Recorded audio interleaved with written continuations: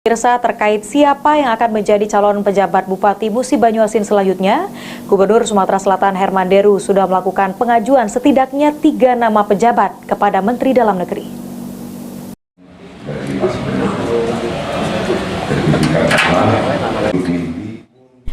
Seperti diketahui, PJ Bupati Musi Banyuasin Apriyadi sudah menjabat sejak 30 Mei 2022 lalu dan telah genap 1 tahun, yakni pada 30 Mei 2023. Masa jabatan PJ Bupati Muba akan berakhir. Terkait siapa yang akan menjadi calon PJ Bupati Muba selanjutnya masih menjadi tanda tanya. Akan tetapi dalam keterangannya pada 12 April lalu kepada awak media, Gubernur Sumatera Selatan Herman Deru sudah melakukan pengajuan setidaknya 3 nama pejabat kepada Menteri Dalam Negeri. Namun hingga saat ini belum diketahui pasti siapa 3 nama tersebut.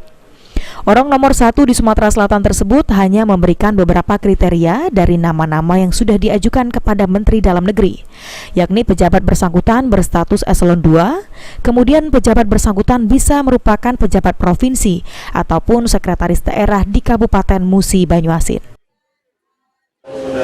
Muba, yang habis itu Muba, udah diajukan.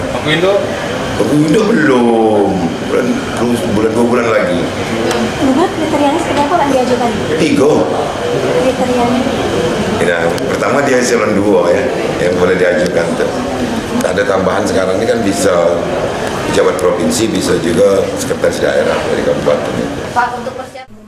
Sandi Pratama, PAL TV.